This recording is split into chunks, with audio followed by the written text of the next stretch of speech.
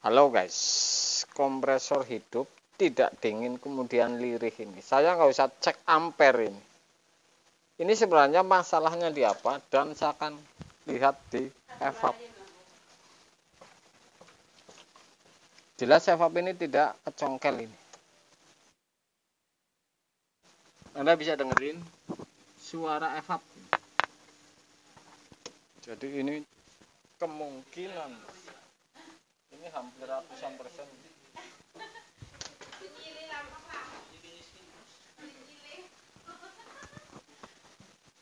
Oke guys, jadi kasus-kasus seperti ini dari awal saja sudah saya unggah habis ini. Banyak video tentang tidak dingin, kompresor lirih, tetapi ini saya akan buktikan lagi apakah ini bocor kondensor lagi. Anda saksikan nih. Saya cabut. Oke.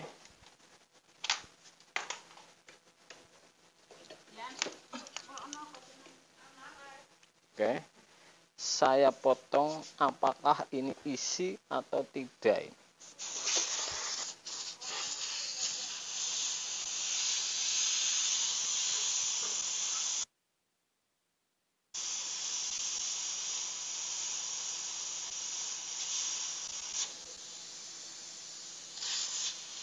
Ini bal.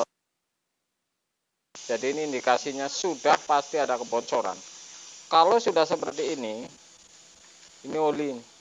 Saya akan melangkah lebih ke depan lagi, yaitu ke pipa pres yang saya potong. Pipa isap.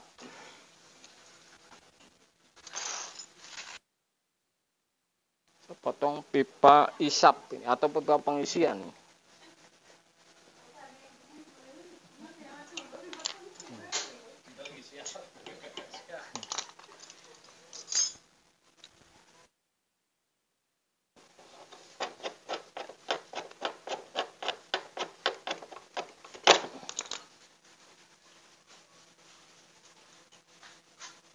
Oke, saya potong pipa pres ini.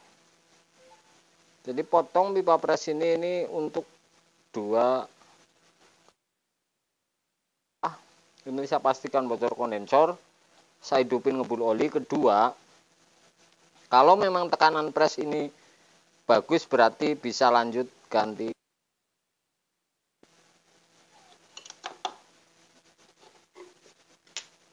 Potong isap dan pres. Ini filter kapiler saya potong. Ini kompresor yang model seperti ini. Saya akan tes ini, saya colokin.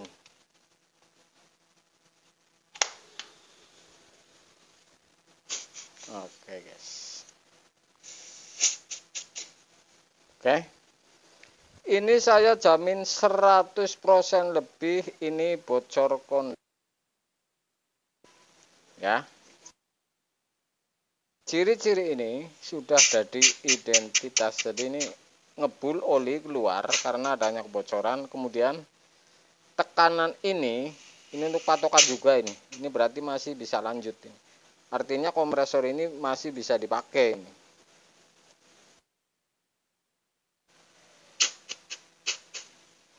Ini oli. Kalau masang kondensor nggak usah digebres pun nggak masalah sebenarnya, karena kondensor ini baru. Ini sudah saya jamin ini karena bocor kondensor ini. Polytron ini. Oke guys, jadi ini polytron, kemudian overload ini warna kabelnya hitam, kemudian biru ini untuk PTC R kanan. Saya ulang ini. Overload ini kabelnya hitam, kemudian PTC biru-biru ini R kanan. Ya, yang model seperti ini.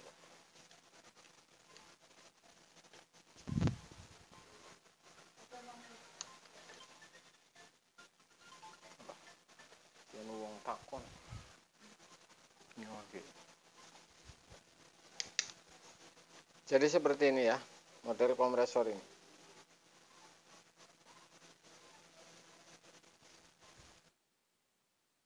Inan lagi ini pasti ada kropos ini di pintu misalkan.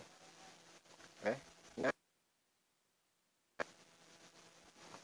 Cek evap cek politronnya seperti ini.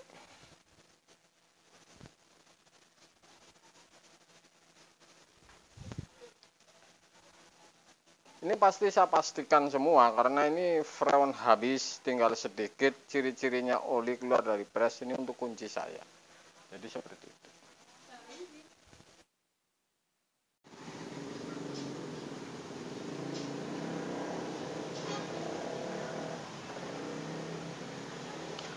Oke guys, sebelum Anda pasang, Anda siapin potongan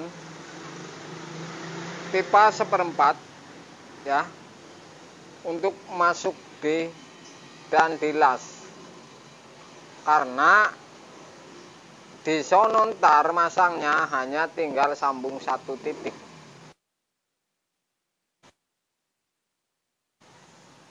Oke, las dan di sono hanya tinggal sambung ke pres kemudian ke kapiler. Jadi seperti itu. Api las ini hanya 2 titik, 1 dan 2. Jadi seperti itu cara cepat pasang kondensor ini.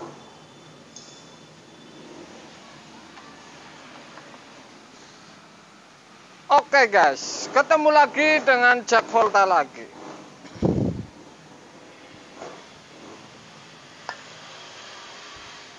Anda bisa lihat video saya habis ngecek kulkas Polytron. Ini ciri-cirinya evap ini lirih tapi kemerucuk. Kompresor ini lirih. Dan saya potong di kapiler depan filter, kemudian hasilnya Anda lihat di video, kemudian saya potong pres, kemudian pipa hisap, tekanan pres ini memastikan bisa dipakai kembali atau tidak kompresor ini. Anda bisa saksikan videonya. Jadi langkahnya cari kebocoran. Ini sebab tidak diingin adanya kebocoran. Kemudian saya sudah beli kondensor ini. Jadi sebelum ditempel ke kulkas, usahakan kondensor ini dielas, jangan posisi nempel. Alasannya supaya tidak terlalu titik las posisi nempel. Artinya ini filter sudah dilas di bawah ke kondensor, kemudian pipa yang untuk pres sudah disambung ke tembaga. Jadi tinggal tempel, sambung kapiler, dan sambung ke pipa pres. Anda akan saksikan saya ngelas filter dan sambungan pipa pres ini.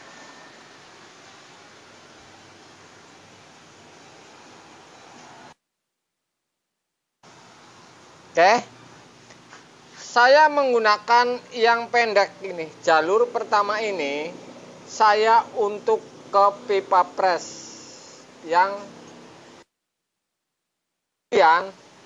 panjang ini untuk filter ini.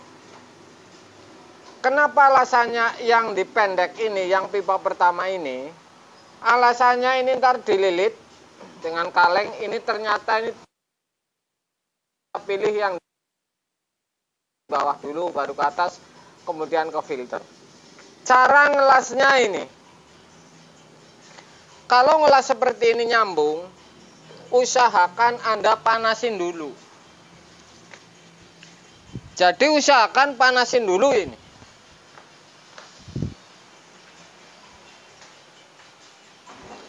Usahakan panasin dulu.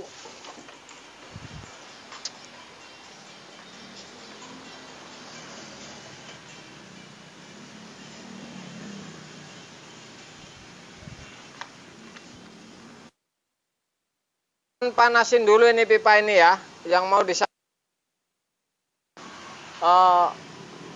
untuk pipa pres, saya panasin, ngilangin kotoran ini.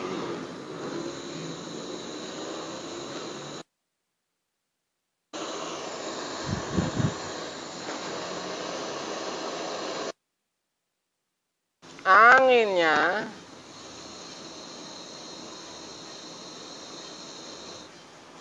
kemudian saya pasang pipa potongan ini kira-kira 8 cm atau berapa senti untuk nyambung di sono, ntar kan lebih cepat. Kondensor sudah saya panasin. Kalau ngelas seperti ini, yang dipanasin dan ditempel ini pipa kondensornya dulu, bukan tembaganya nih, bisa dilihat ini. Ya, saya panasin pipanya, bukan tembaganya. Kemudian kawat las ini saya masukin ke borak. Oke, saya masukin, kemudian saya olesin ke pipa kondensornya, bukan di tembaganya. Terus seperti ini, saya olesin lagi, ini misalkan kurang yakin. Nah, kalau sudah seperti ini, Anda api besarin, kawat las tempelin. Kalau cair di pipa kondensor lengket, berarti sudah, bahasanya ini, kalau bahasa saya ini sudah menyatu ini, ya.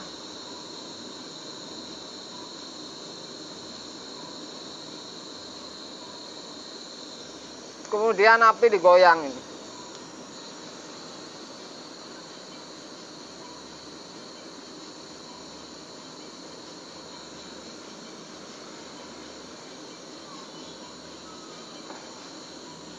Ya, nggak rapihin. Saya rapihin.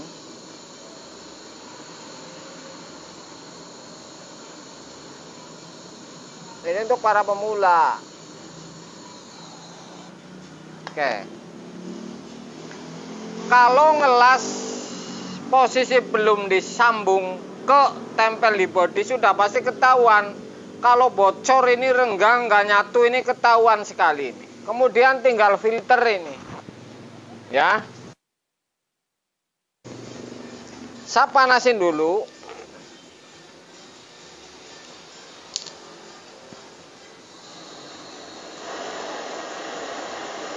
Kalau filter ini nggak saya sambung ini. Saya panasin kondensornya sampai merah ini. Oke, sudah. Kemudian saya masukin yang namanya filter ini. Ya, saya masukin, kemudian saya tekan dengan press dengan tang.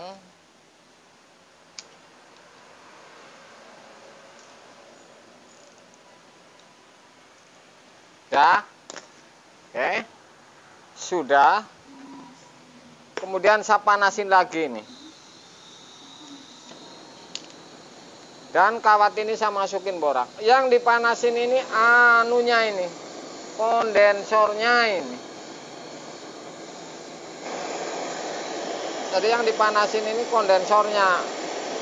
Kemudian kawat ini panasin, kasih borak, tempelin ke kondensor. Tempelin boraknya. Angin ini.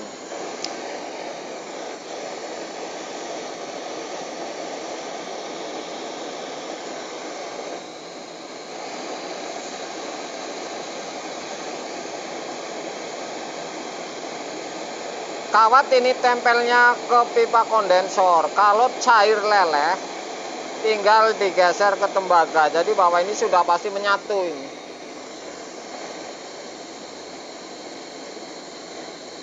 Ini untuk para pemula, jadi ini gampang ini. Nah,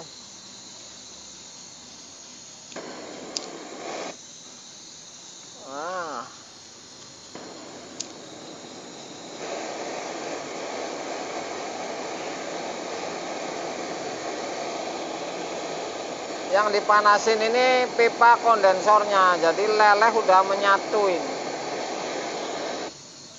Oke.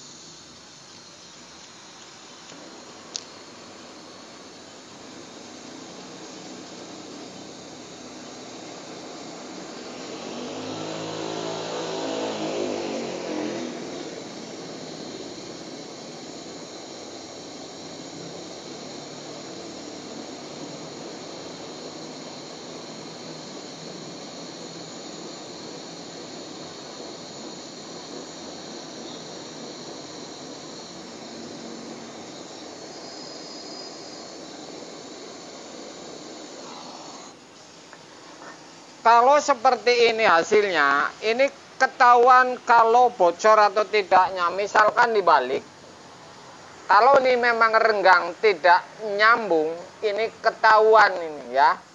Ketahuan ini fungsinya atau untungnya ngelas ini di sebelum dipasang.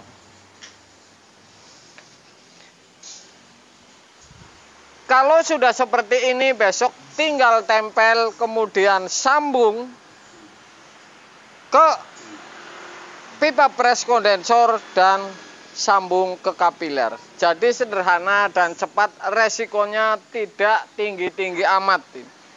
Tinggal tempel ya.